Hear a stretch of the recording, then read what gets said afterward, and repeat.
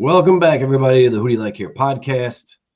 We coming back from a week's hiatus. Scheduling issues last week, unable to do the podcast. However, we are back this week. We're going to be going to Keeneland, handicapping the late pick 5. We're a couple weeks away from the Kentucky Derby. I'm Joey Sino. With me, as always, is the kid. Kid, fresh eyes this week?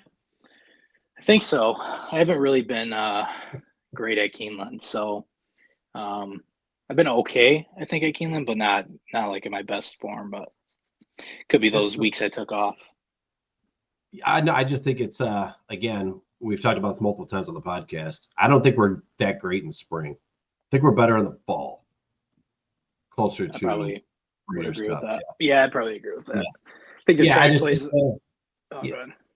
No, good. I think the track does play differently. Plays super different. You know, the early seasons. You know, I feel like it's a little bit more of a crapshoot. Some bigger prices. You know, you definitely can get paid if you pick the right. You know, you pick the right horses. But yeah, I think maybe it's a little bit more true to form in those couple of weeks we get in the fall. I agree. Not to mention, it's an interesting meet. Obviously, some jockey injuries, some of the usuals that you see there that were injured early with Tyler and Junior. Saez taking a little bit of an injury, so and the weather's been crap, right? So tons of rain coming through the Midwest. Track's really playing, I think, in my opinion, a little different than what you normally see in the fall. Mm-hmm. So, but I don't want to set the precursor here that we're going to give out bad picks. We're still handicapping according to form, and that's the way we're going to predict here. Going into this week. Other sports news, obviously NFL draft coming up next week. I just want to touch on that real quick. I don't know. I think last year's draft was a little more interesting than this year's, in my opinion. But I've never really been that big and focused on the draft because you usually never see too many rookies really making an impact. Saw the difference last year with a lot of rookies. Who do you think? I mean, obviously, we know Tennessee gets the top pick. Who do you think Tennessee's going with number 1? What's your lock? Or do you have a lock? I really don't have a lock. I mean, I don't know if they go quarterback, considering that. I mean, Cam Ward probably. Yeah. I mean, yeah, I don't know. I don't know where they go. I don't really know what goes through the head. I don't know what they think they need because they play with what's his name? Who's their quarterback now? That's a good question. Who their quarterback is? Don't they have Rudolph or is that Pittsburgh? That's still in Pittsburgh. No, they've got Will Levis. That's who it is. They have Will Levis. Yeah, you know, but they've been like playing. What's that? The mayonnaise kid. Yeah, they make him seem like they are invested in him. Played him all last season. I guess I don't know who else you're going to really play, but he's shown glimpses of being good. But then he's also shown glimpses of somebody that's better suited as a backup. So, I mean, Cam Ward definitely looks really good. And probably something that they're eyeing up, but you never really know. It makes sense, but is a quarterback going to change that team at all this year? Is that the impact player that they need? I don't know if he's the player, or if it's just draft him and then bench him. Cleveland with the 2 pick and then Giants with the 3. Those are your top 3. Where do the Giants go? Because they don't have. I mean, they've got 2 veteran quarterbacks in Winston and Wilson. It could be the same kind of thing Pittsburgh did with the competition. Probably Wilson maybe gets the edge. I don't really know. But where do they go as far as needs? I mean, can you select everything? I mean, I feel like they need to get a running back. Yeah. I think the running back, I mean, Ashton Genty looks amazing. I like him a lot. Travis Hunter is out there too, but I heard he wants to play both sides of the ball, and if he can't play both sides, then he's not going to. He said he doesn't want to play then. I don't know if he's holding teams ransom or something, but I think you got to pass on him unless it fits the mold to play both sides. I don't think Cleveland's the fit for him. Maybe New England. I don't know, but New England does need offensive line help for Drake May. Yeah, they definitely do. I mean, it looks like right now everybody's got Cam Ward going first, Shedeur Sanders going second to the Browns. I don't see that. The big board, Travis Hunter going to the Giants, and then somebody else has Abdul Carter going there. Yeah, I have a hard time seeing Shedeur Sanders going to Cleveland. Yeah. I don't really see that happening. Maybe somebody moves up. Maybe somebody that's in need of a quarterback, like the Saints, or try to think who else needs a quarterback. I don't know. Someone's got to move out. Well, Pittsburgh, obviously. They lost both their. Pittsburgh, yeah, unless they somehow rope back to Aaron Rodgers, who's still out there, but I don't know if that's going to happen. Yeah, who knows what's going on with him if he's going to Minnesota because he wants to play a year for one shot, trying to get something and let JJ sit on the sidelines one more year and recover. Who knows? We're going to find out next week. But like I said, it was an interesting draft last year because of so many quarterbacks that went that you didn't see being drafted. You knew a few were going to be but I think Atlanta moving up and getting Penix kind of screwed everything up for what the projections were. So hopefully we see something like that this year, somebody moving up to grab a quarterback spot. Maybe seeing 3 quarterbacks go this year would be interesting, and kind of find out where Shedeur falls out, as well as Travis Hunter, where he's going to play. It'll be interesting. I don't think the draft class is maybe it is. There's a couple guys, but as deep as it was last year either. So I think we'll see. Maybe it's more NBA defensive players. We're going to see. Like I said, I'm never really good at picking where people are going. Maybe the top one. That's about it because it's consensus. Right. We'll see next week, and it's in Green Bay, which is going to be interesting. 250,000 people in that little town. Going to be pretty packed. A lot of people coming through the Milwaukee area as well to go to the draft. So kind of good for the state, but we'll see. NBA Finals going on. I haven't really even looked at the matchups. I know you follow basketball way more intensely than I do. Yeah, I really just follow the Knicks. The Knicks are playing, and the Bucks, because obviously we live in Wisconsin. Everybody talks about the Bucks. So the Knicks play Detroit, which I think is going to be a testy matchup. Cade Cunningham is really good, and the team that are just kind of syncing up at the right time. But I think the Knicks, if they play their starters like they normally do, and they're all playing, 40 minutes a game, I think it'll be fine. Not sure how that's going to last for them down the stretch, but we'll see how that goes. And then the Bucks play the Pacers, which I think they should beat the Pacers, but Pacers are kind of scrappy as we saw last year. So we will see. We will see. I think OKC and the Thunder are going to be really tough to beat in the West. They've been good all year. They've got the best player. And Shai Gilgeous-Alexander. And then, out of the East, I think it's kind of a toss-up. I think there's a lot of teams that could win. Cleveland looks really good. They shoot the lights out. Obviously, Boston. And then as a homer pick, I think the Knicks have a shot, but we'll see. Yeah. What about the Lakers in the West? Any expectations for them? They're playing good ball ever since they got, obviously, the trade from Dallas. Yeah, I don't know if they're going to be able to keep up with OKC if they get there, or even Golden State. Defensively, I think they're a little challenged, but Luka, as much of the good player he is, he's also not the best defensive player that's ever stepped on the court. He's a little bit of a liability when it comes to defense. So, but he puts up points, and he's good offensively to make up for it. But I don't know. We'll see. They're clicking, but. They'll probably make a run. They'll probably, go deep just because it's the Lakers but yeah. I am surprised that LeBron is able to play with Luka and the mannerism that they do, because normally anybody you send over to him, they don't really gel well. And I feel the same way about Giannis and any player you bring on. That's like Lillard hasn't really worked out.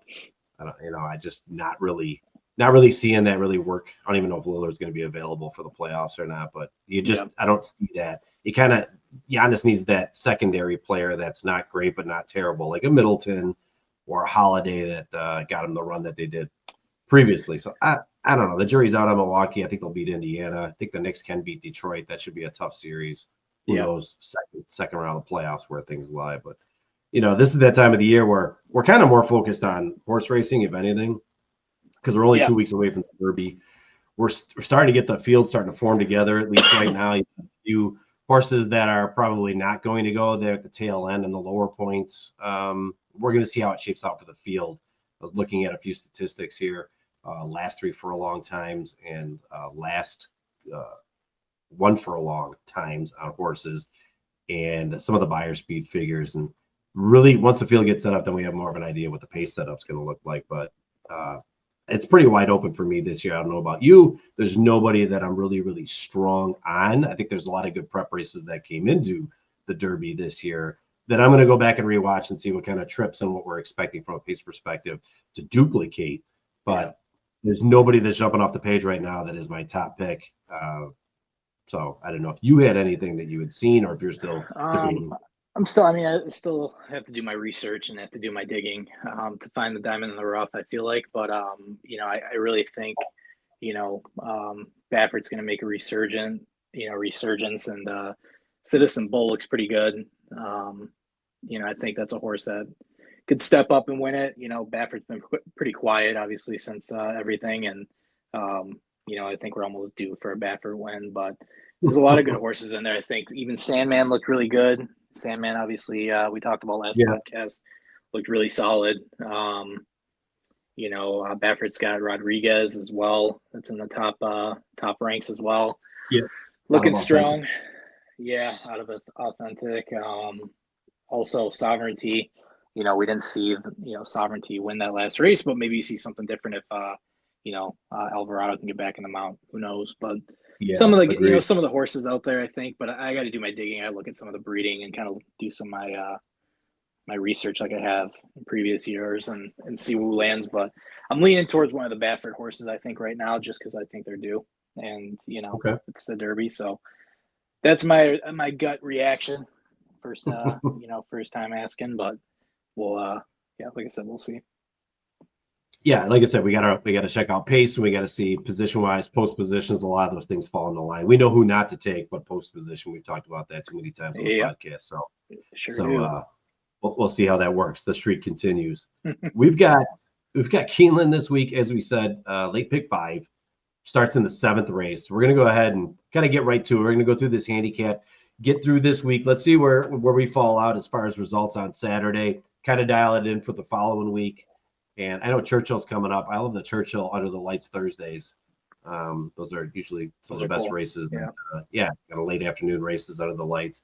That's coming back. So everything's starting to circle back here. It's all about horse racing here for the next handful of weeks in the Triple Crown run. But let's get to Keeneland. Let's talk about what we're going to be looking at this pick 5. Late pick 5 starts in race 7. It's 5.5 furlongs. This is going to be on the turf. It's an allowance race. It's $140,000.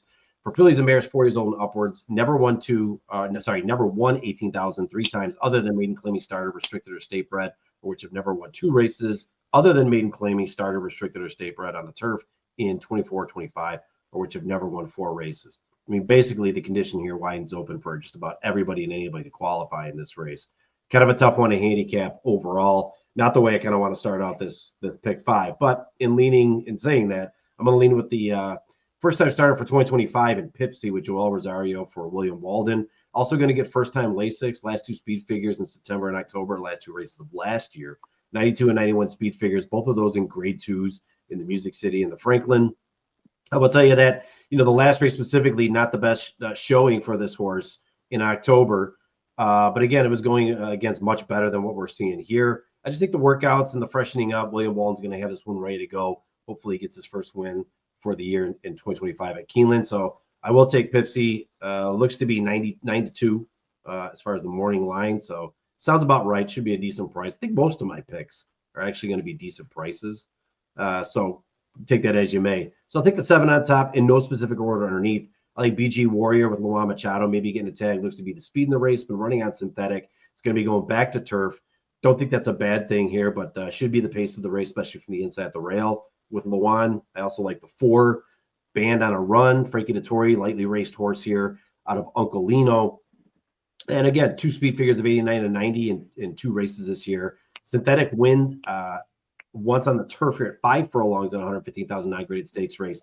3rd by a length. Those are what Yaramio. You're getting Dettori on here. I always like Dettori better on hopefully front runners or near the speed on turf is kind of where I like to choose him. So hopefully he makes an impact here for the verticals. And then last but not least on the outside, Ouvre, the 9. David Cohen gets the mount. This is a horse I've watched considerable amount throughout Hawthorne and Keeneland last year. Churchill, just better when Jared Loveberry was riding him. I think really gave him some really good mounts and some runs, good speed figures. Horse kind of faltered towards the end of the year. did win its last race in December, but hasn't really showed much at the beginning of this year. And going back on the turf, in my estimations here and looking at it, I think he's more of a dirt horse than a turf horse. But we'll see if he actually does run the 6-year-old campaign here for this mare out of Shackelford. I just like it in the verticals. The workouts kind of scream for me, though, that the Hawthorne's 47 flat for 4 furlongs and a 46 and 4 on April 13th for 4 furlongs. Should be near the front. Hopefully can hold on for exactas or tries maybe underneath. But that would be the way I'd see running it down here. I'll take a price with the 7 on top with the 1, 4, and 9. Yeah, it was like you were reading my form. I also had the 7 on top. I think the 7, first time out for the year, obviously in tough class and leading up to the race, right, running in the grade 2 races. The last 3 races that this horse has ran in, obviously with tougher company at the distance, over, some pretty fast fractions, especially at Keeneland. So, no slouch, not anything new that this horse is going to see. You're going to see some fast fractions out of these horses. And, the 7, I think, can close into it. I like the Lasix. I like the drop in class. I like the stats that William Walden has on the sprint races. A lot of different things you're looking at this horse. Joel also, obviously, I don't know if it's that true anymore, but obviously a big Christophe Clement connection. Christophe has a horse in this race. Dettori's got the mount. Makes me think that maybe Joel opted for the 7, maybe not. Maybe he just doesn't get that kind of, power anymore. I'm not really sure. But yeah, I mean, it was pretty convincing considering just the class drop alone, I think is enough for me to throw this horse on top. I had the 1 underneath, like you said. I mean, this horse definitely goes out and runs every single race. You're going to see some fast fractions at the rail. The rail has been doing very well at Keeneland. The shortest trip around the track usually favors that horse. And, again, if you're going to run a 22 and let's say nobody goes with them, I think there's one other horse that might go. If this horse doesn't go or doesn't break well, it might be really difficult to catch this one. I don't like that it's been running out the all weather. Like you said, I think it's a little bit of a change here. Obviously, hopefully, they get into form on the turf. I mean, when you look at this horse on the turf, they don't have the favorable results, but they definitely still go out and run. So I don't know, a 15 to 1 price on a horse that's going to go out there and give you a shot and potentially have untapped speed. I'll take a swing with the 1 as well. And then the 4 underneath, I think, is also a play. Could win this race as well. Last race out, if you take a look at that, they ran against some really, really fast fractions, but obviously just could not close the gap, which is a little bit concerning, which is why I landed on the 7 more than the 4. They ran against a 21 and a 43 and still couldn't close the distance after sitting off the speed. So it just seemed like they were kind of one-paced. Ran an 89 speed figure. Prior to that, they ran a 90 speed figure.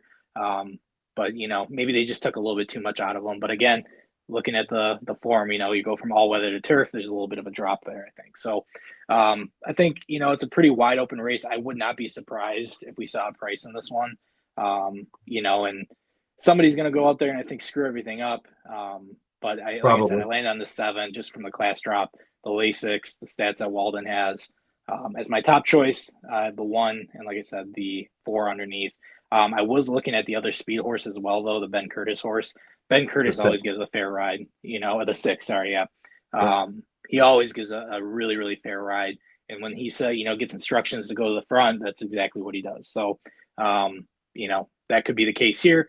I wasn't so thrown back by this horse. I didn't nothing on here that really said, hey, you have to bet this horse. But for a price underneath, I'll throw it on there.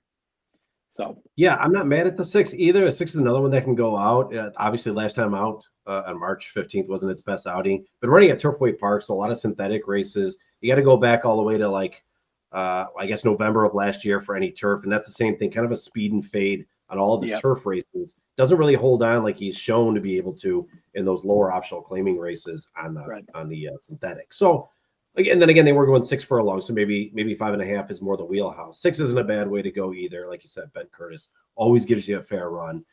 Really great jockey. He's continued after he got his apprenticeship, and he's just kind of continued to do his winning ways.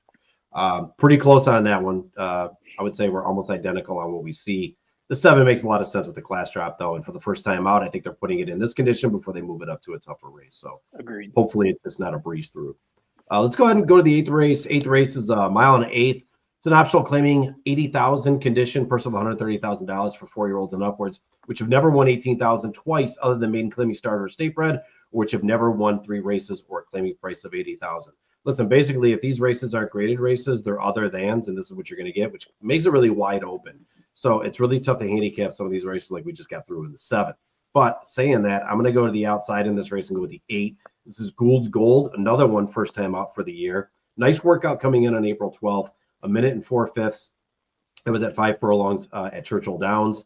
Dropping class here, been running in grade 2, grade 3s, and non-graded stakes races predominantly. You're getting Brian Hernandez back on. Had a couple options here, I'm sure, from the McPeak horses that are in here. Obviously took the one that he's a little more comfortable with and has won with in the past. So I think this is it's going to be my top pick. I just think it's a good spot for this horse, coming off this $100,000, $200,000 non-graded stakes race into an optional claiming 80,000, not in for the tag, obviously meeting the conditions other than. So I think it's a great race that Kenny spotted here to be able to put this horse in. And I just think this 4-year-old colt out of Golden Suns makes a lot of sense here in a stalking position and drawing away, I think, in this race as well. Underneath, again, in no specific order, I do like the 5 Just a Touch, Florent Giroux and Brad Cox.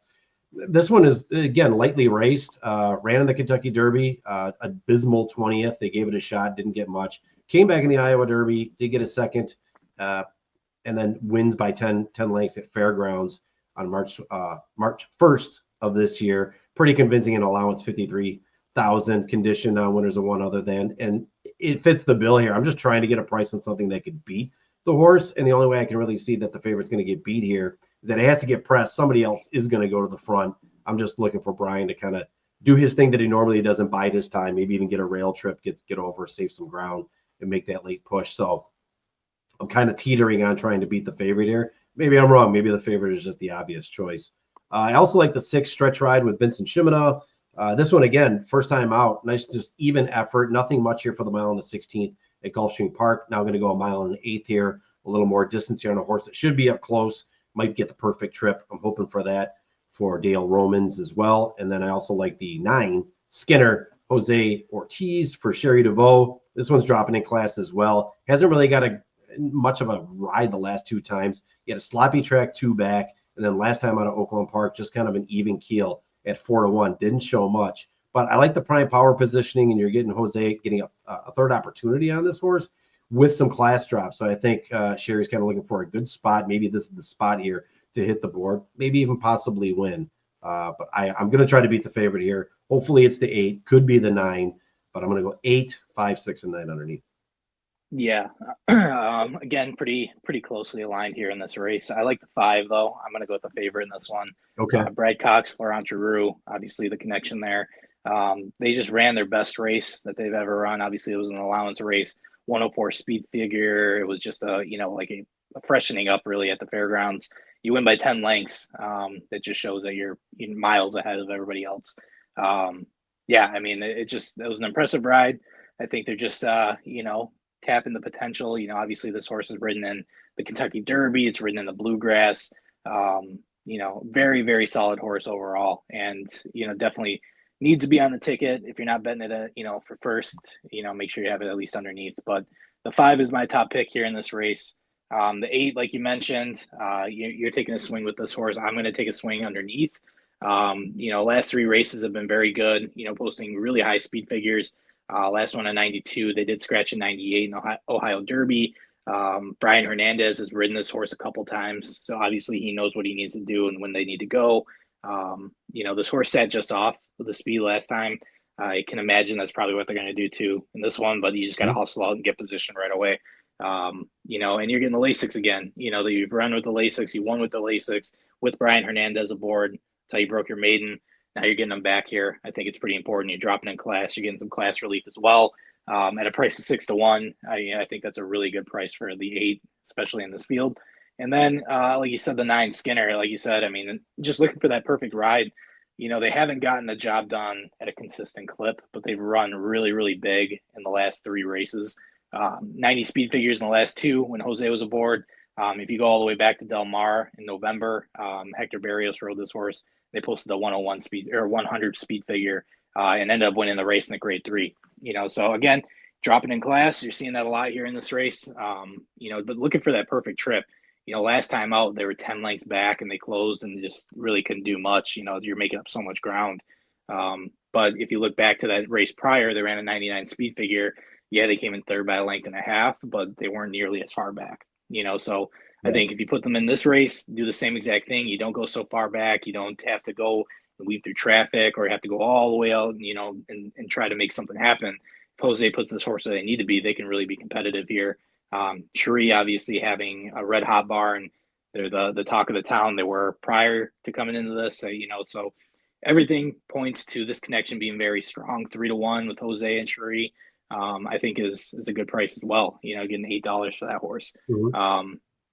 But yeah, I can see that horse winning too. I think it's pretty wide open between those three. I didn't look too much further outside of those three. I think that it's I could be crazy or stupid by saying this, but I think it's really a 3-horse race in those three that we just mentioned. So I went 5 with the 8-9. Yeah, I couldn't agree more. The only downside I had on Skinner, I may have even bumped that up because I think the horse is in good form and running against good competition. The only downside here is that last time it won in November, he ran down a 46 and 110, and you're not going to see those fractions in this race. There's really no early pace that's going to set those kind of fractions. So I just don't think there's enough pace to run down. But Skinner does make sense cleaning up in the minors. But I think where we're sitting here is where it makes the most sense on the three that we've got.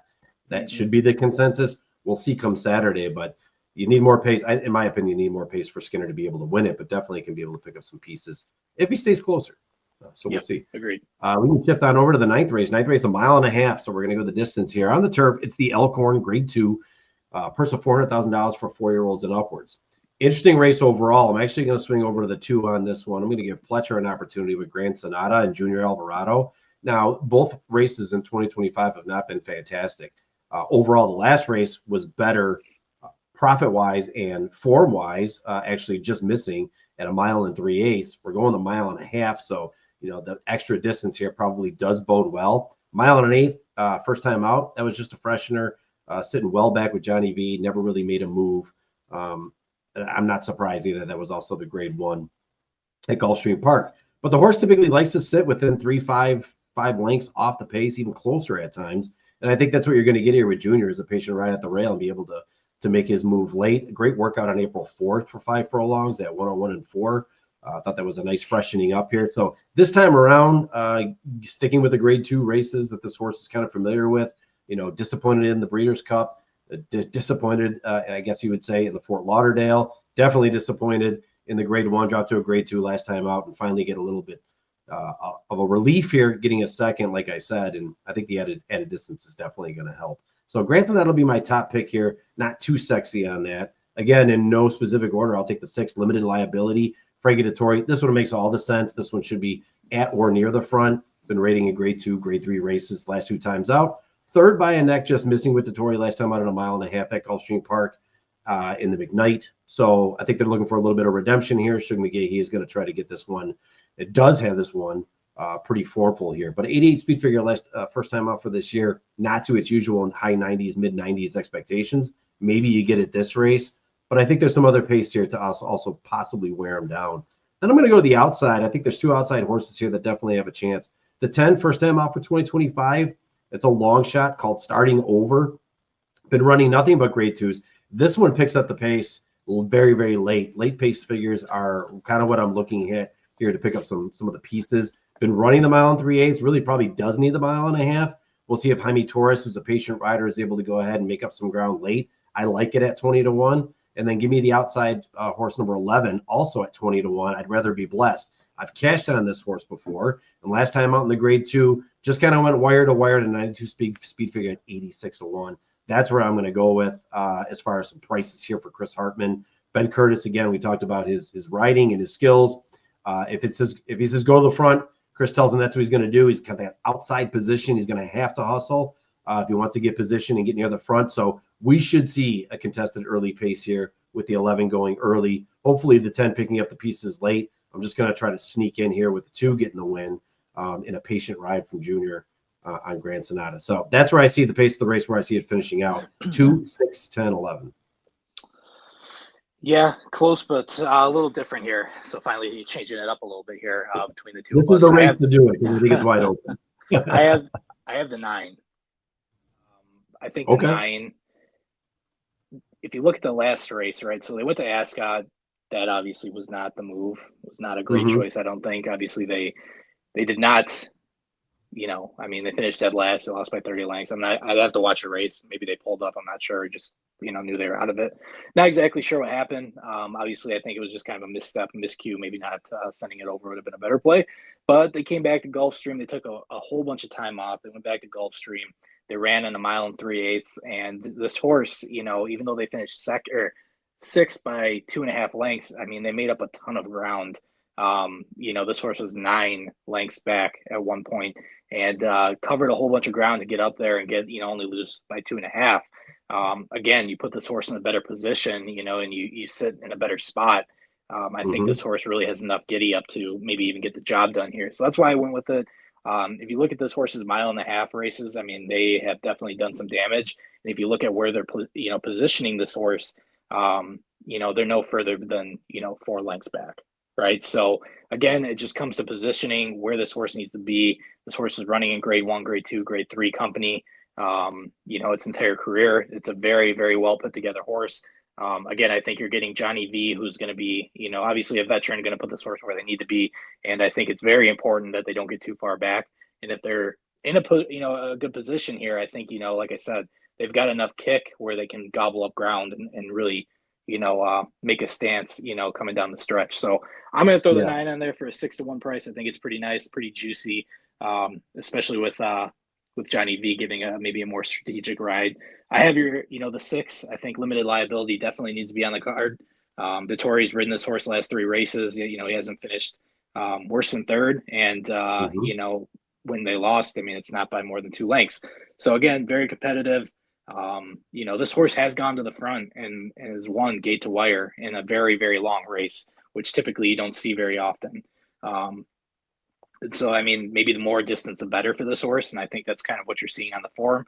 In the 2 and a 16th, they won that race by 8, almost 9 lengths. Just an absolute romping. But then Right. they went to a mile and 3/8, finished second by 2. But then they stretched it out to a mile and a half, and they almost won that race. So, again, I think the more distance, the better for this horse. They only get stronger as the panels get longer. So I have the 6 underneath. I think it makes a lot of sense. 6 to 5 is a pretty short price that I'm going to try to beat here, just with all the competition in there. And then I also had a very big price in the 8, Old Crazy Bone. This is Yeah. Brian Hernandez and Brett Calhoun. That last race, yeah, granted it was open company, 50K. Again, just a stocking trip. It's at Sam Houston. Yeah. Again, just not. No, you're not seeing the competition out there that you would see with some of these other horses, but at a crazy price of 30 to 1, or for a horse that's won 2 of the last 3 races, posted really good speed figures, and has ridden in stakes, ungraded stakes races. Again, I'll take a swing. I'll throw it under to juice up the exactas and the tries, and you can't go wrong with betting Brian Hernandez, in the Midwest. Hmm. So again, monster price. I don't think it can win. But I think maybe it can be there late. So, and you're getting something off the layoff. So, maybe they're preparing and getting ready to come to this race here, targeting this one. So, Yeah. yeah, that's where I landed. Like I said, I think I'm just trying to beat the favorite here. So, landed on the 9 with the 6-8 here. If you like the 8, you better throw the 4 in the ticket too, because it seems like Verstappen's the only horse in this field that has continually beat Old Crazy Bone out. It's kind of its Achilles heel when they run together. So maybe Decky Can is going to be able to do something too. Maybe that's something we got to focus in on, spreading out on the ticket if the 8's in the picture here. And going back to what you were saying about the was it the 6? No, it was your topic, the 9. The The 9. 9. So second place last year in the Elkhorn. So a horse is very familiar with Keeneland. It's only one time out, was in the Elkhorn last year and came in second. Interestingly enough, we'll see if maybe this year's the year that Johnny V and Sherry DeVoe can actually win the Elkhorn with Miss the Cut. So that's your picks for that race. We're going to move right on from the 9th race. We're going to go right into the 10th race. 10th race, a mile and 3/16, another distance route. It's a grade 3 Ben Ali, purse of $350,000 for 4-year-olds and upwards. So we kind of run into these back-to-back rated stakes races here, trying to beat the favorites. I think it's what we're trying to do, whether it really falls out or not. This is where I actually like Johnny V. I like the 6 Duke of Love. Recent speed figures just kind of show continuous form here from the end of last year. in August and September of three-digit speed figures, 100 and 102. And then first time out for this year, a 91 speed figure, and really just an even keel race at an optional claiming 62 that this horse was not tagged in, obviously, at Gulfstream Park. But just a freshening up since it was on the shelf for a considerable amount of time since September. I think the workouts coming in really more exemplify exactly what they're looking to do here. That was a 7 furlong race. This is a mile and 3/16. We're stretching back out. We're doing 5 furlong workouts with this horse at 1:03 and 1:02. So those are the kind of things I like to see in a horse that scratched the last race for the first time out for this year and being on the shelf for so long. This is the one I think you're going to see the vast improvement and probably get back to like a 95, 96 speed figure, if not better. So I'll roll the dice with Johnny V on this one. I like the 2 Prince of Power. This is with Gerardo Corrales. Should be the speed in the race. Really likes the synthetic. Doesn't really like much of anything else. Did run some decent races at Churchill Downs on the dirt last year. But I see a speed and fade. But we are stretching back out here from the 7 furlong race. So expect it to be on the front. Expect it to be pushing the fractions. I also expect it to fade also. So I'll have it underneath. I like the 5 Piroli. That's Florent Giroux for Mike McCarthy. Again, this is another one first time out on synthetic. Was just nothing more than just a glorified workout, in my opinion, an optional claiming 40,000. Horse has really never been racing much higher than that. Had some grade 2s and grade 1 experience, but not even close in those races. Closest it's been is an optional claiming 100,000. Condition now wears a 3 at Keeneland. So it is 1-for-1 at Keeneland. It is Giroux and it is Mike McCarthy. I like when they team up. It's not that very often. And the workouts are great. 48 and 1 for 4 furlongs and 1 and 3/5 for 5 furlongs. So I definitely want to make sure that one's on the ticket. I think it could be a nice price underneath as well. And then right next to the one I took, the 6, I'll take the 7. Uno Mas Bourbon. This one probably makes the most sense. This is Brian Hernandez for Ian Wilkes. Now, Brian has ridden this horse a few other times. He's ridden him well. The worst race you're going to find is the allowance, $127,000. That was on the turf. Obviously, this one's not on the turf. They're back on dirt, and the horse has been running a lot better on these dirt routes. Now, 4th in the grade 2 Clark at Churchill Downs. That was at the end of last year in November. On the shelf, some freshening up. February, obviously, on the 15th, ran a pretty much even keel race again. Gained a little bit of ground here in the mile, so seeing that we're stretching out is great. I like the workout on April 13th for 47 and 4. That just tells me that this one should be good to go. Maybe the 7 is the one I should be taking on top. I'm going to trust Johnny V, which I don't like to do in some of these situations. In this one, I am going to. Maybe in the order I like it is actually 6, 7, 5, 2 on my selections. Yeah.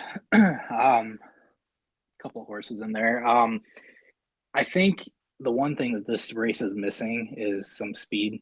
I don't see a lot of horses that go out to the front and go gate to wire. The only one that I see that does that is the 2. And that's where I'm going to land here. At a pretty big price of 15 to 1. But again, I think, untapped speed, at the front, close to the rail is going to be very difficult to beat, especially if they let this horse go out there and run the 23 or 24, especially since there's nobody else that wants to press that I can tell in this race. Yeah. Correct me if I'm wrong, but I don't see anybody else doing what this horse does on a consistent basis. So, I didn't like that this horse was racing on the all-weather, I think, but obviously it's staying in the Midwest, staying kind of where they're comfortable. But when it was at Churchill, if you go all the way back to December, November, again, consistency, they go out there, they go to the front, and they just run, and that's the winning formula. Keeneland, the first time out, after the layoff, right? They haven't raced since February. They come back out in April. They did not get the lead as easy as I think they wanted to. The pace was crazy. It was a 21. Couldn't compete, and because they didn't get the lead, they ended up finishing, 7th by 8 lengths. So they didn't get the job done. They didn't get the race that they wanted to run. But again, I think tactic change. You get to the front, you do what you do normally in a race that nobody else wants to press you. I think you're going to be pretty dangerous. So I like what I'm seeing out of the 2. I think it's a fat price, and like I said, I'm gonna go with the speed, and especially looking at the training coming into the race. Running a 46 and 3 on 4 furlongs, right? So coming into the race, you're hoping for speed. You see you're training for speed, and you run some of your best speed figures in your career when you're on the front end. So that's the winning formula. Hopefully that's what they do. So I'm going to go ahead and take the 2. I like the 1 underneath. I think you'd be crazy to leave it off. Like you said, it's a very good horse. Distance isn't going to be an issue. They're very competitive each time. Edgar Morales knows how to ride this horse. He's ridden most of this horse's career, pretty consistently sitting in the 90 speed figure, low 90s, maybe even upper 80s. But really competitive and hitting the board at a pretty consistent clip there. So again, underneath, I love it. To win, could win. I don't know if they're going to, but And then the other one that I had here in this race is a 7, going all the way to the outside. Again, chalky underneath, but I think the 7 is something to look at as well. Running in grade 2s, in a field like this where not a lot of horses have that kind of competition, I think is something to be said. They're not winning at a crazy clip, but again, very competitive. They're able to gobble up a ton of ground and close into speed if they need to. 9 lengths in the last race with Dylan Davis, who ended up finishing 2.25 off. But able to get that late kick, which you're looking for in a race like this out of Holy Bull. Ian Wilkes, Brian Hernandez teaming up here. I definitely think this is a true player in this race coming in. So, yeah, I mean, I think the odds makers made it right, except for the 2. I think the 2 should be a lot shorter. But 2 with the 1 and the 7 is where I landed here. Yeah, I couldn't agree with you more on that too. It looks to be the true speed. Are there other horses that can go to the front? Yeah, but I just don't think they want to. No one really shows that they run in that style. Now, interestingly enough, I will say this: the 7 gets an outside post position, and if you're looking at historically here, 5 position, 8 position, 2 position, 4 position. When it gets the outside position, such as I guess you have to go back to July 21st, broke out well, was only a length off and stayed a length off. Now still missed on that race with Arietta. And it was a long shot, obviously, at a $73,000 allowance condition on Winners of One. First time going on the dirt at a mile. So I can kind of pull back on that. But the horse does break well. Doesn't break well when it's boxed in. So that outside position could bode well for Uno Mas Bourbon. And you may actually see him be a lot closer up front than you've been seeing here in most recent form and get back to how he was running maybe towards the summer, midsummer, end of summer last year. So 7 is actually the sneaky pick that probably possibly could go and not go with the 2, but definitely be close up. 2 is a great price, though. I'll tell you that to have it at 15-1 would be a blessing, and I would definitely have it on the ticket on top as well. Let's finish this up. 11-3. We'll find out. Yeah, we'll see. Yeah, 11th race, last leg of the pick 5.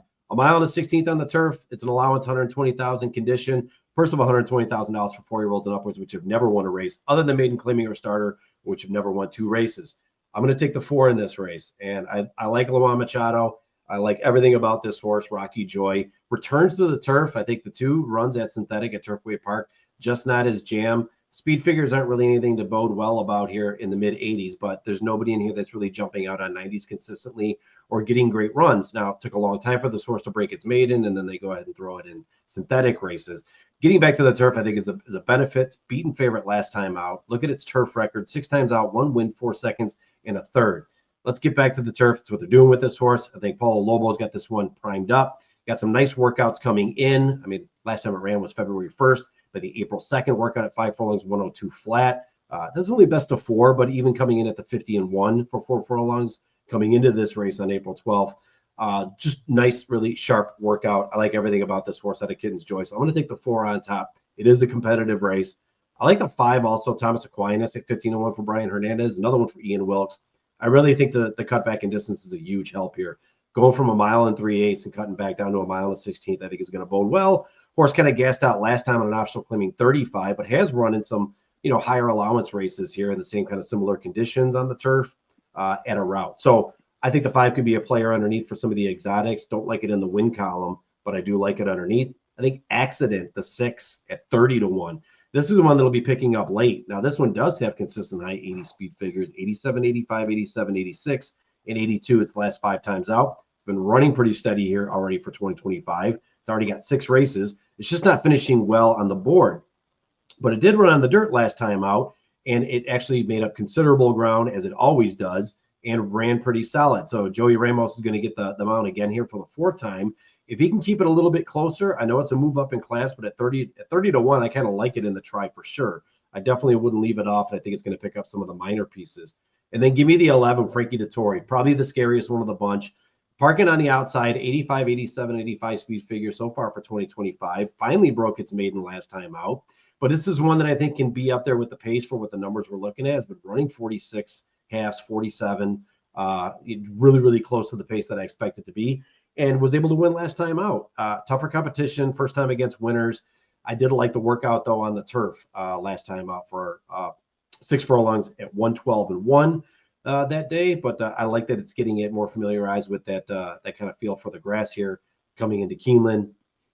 We'll see where this one lies. It's also a bit of a price at 8-1, but makes a little more sense than the other 2 I gave you underneath. but I'm looking for prices here. I just think that, Lamar Machado is going to have this one in a good position to be able to win. I really wanted to take the 2 on this ticket. I'm just not seeing it in the capabilities similar to what I'm looking at on the 11, breaking its maiden just last time out. That beat at 52,000, where the 11 won actually at 94,000. So I gave the edge to the 11. You can't play them all, but if I could, that's probably what I would do in this race. I'd probably peel back. Probably would have 5 or 6 on the ticket if I could to be alive in the pick 5. But for selection purposes, I'll go 4, 5, 6, 11. Yeah, I've got the 7. Johnny V, James Toner. Rothschild is the horse we're looking at. Last time out, open company race, he had Saez aboard at Gulfstream at a mile. I mean, they were right there. They very well could have won that race. Obviously did not get the job done, but came in second. Very, very good finish here for that race. 91 speed figure, previously trained by Timmy Actine, who, had this horse on, kind of a hot trail. I mean, this horse was running in grade 1, grade 2s, and grade 3s. Ran in the Holy Bull, obviously did not do well in the Holy Bull. Sorry, not the Hollywood Derby, not the Holy Bull. Yeah, Hollywood Derby. Did not do well. They were competitive there, but then obviously they just ran out of gas. But then, they went to a grade 2 at Santa Anita, and same thing, just couldn't get the job done. They needed the class relief, which they got, and you're getting it again today. I think this horse is obviously, it was touted very high, and there was really high hopes, as you can tell in the form. But I think they just came to the realization that this horse might not be as good as they thought, but still good nonetheless. And I think this is a perfect spot for them.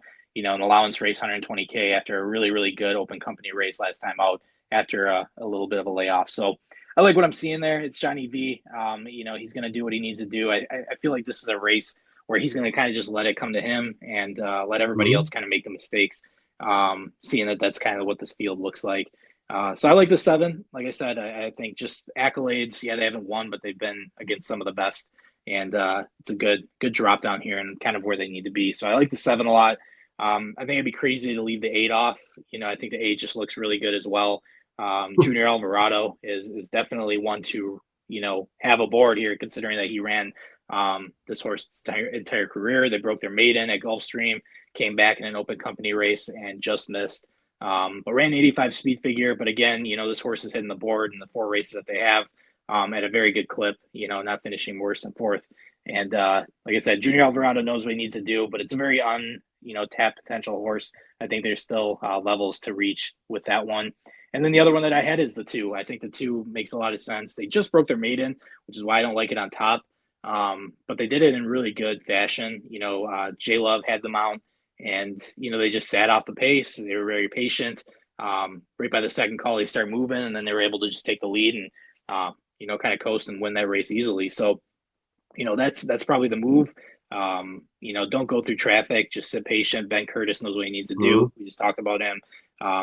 Obviously great breeding, English channel, very similar to the name English Channel. And, I think, like I said, just riding on the turf at a consistent clip at the distance, and then just finding the winning formula last time out. Maybe they found a winning way. Like I said, I like them competitive. I don't think they can necessarily win it. Maybe they can. But I like to see kind of how they're improving, each race, which is nice to see. So, throw the 2 on the form as well for me. So I've got the 7, 8, and 2 in this race. Interestingly enough, we have 7 different horses selected in this race. So obviously it's wide open. I did want to comment on your 7, though, something that you did mention that, I kind of looked at and I kind of got away from you as I was handicapping on the form, is that they changed tactics on this horse. They changed a couple things on this horse back in 2023. At the end of 2023, they went from dirt and then put it on the turf, and they changed tactics again because they were really coming from behind. They used to go to the front in the sprints, and then they started coming from behind in these route races.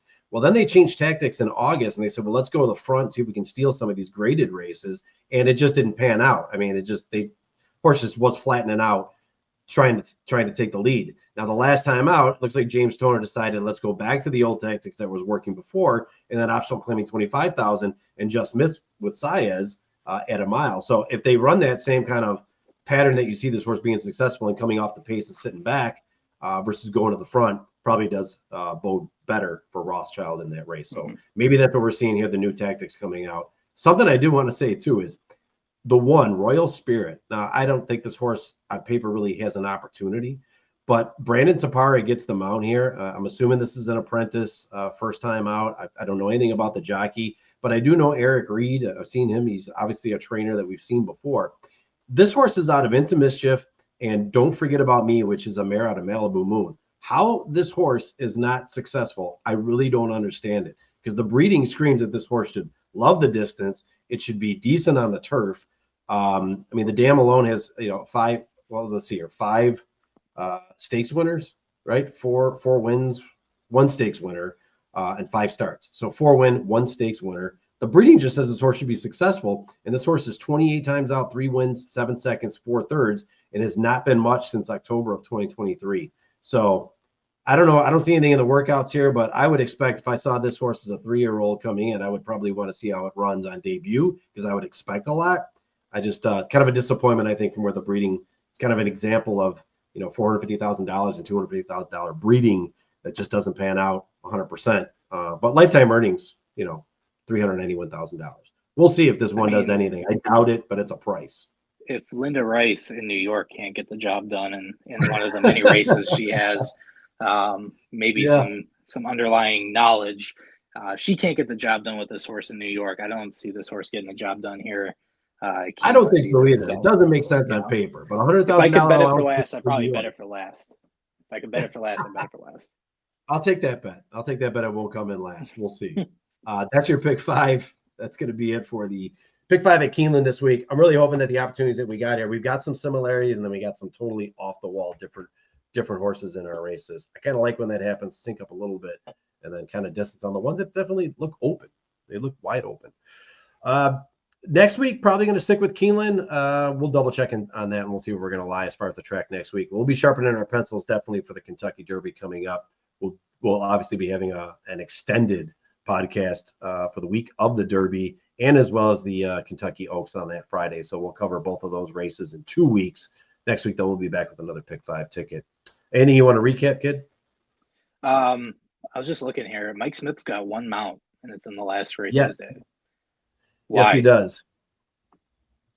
Mike's been doing that a lot. He had a couple races, I think, at a couple different tracks. He's kind of bebopping around and picking and chooses his opportunities. Maybe he's traveling. Maybe he's doing something for his Mike's. We talked to Mike a few times. He said he was never going to probably retire.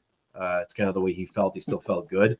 Maybe he's looking at that opportunity, and he's looking for what's out there besides what he's been doing, and maybe his next career post-racing. So he's getting a feel for a lot of these tracks. Everybody knows Mike. Everybody loves Mike, obviously. I don't think he's going to have a hard time finding something to do outside of racing. But I'm sure it's going to be in the industry. So I think he's just doing a little bit of a farewell tour and taking some mounts when he's in the area. That's my opinion. I could text him and throw that 12 on my card. I think, you like I just saw that he was on. I do, yeah. I like the 2. He's just going to have to hustle him out, and it's a far position from there. So I don't think it's going to be near the front where I think the horse would run better. That's why I tossed it.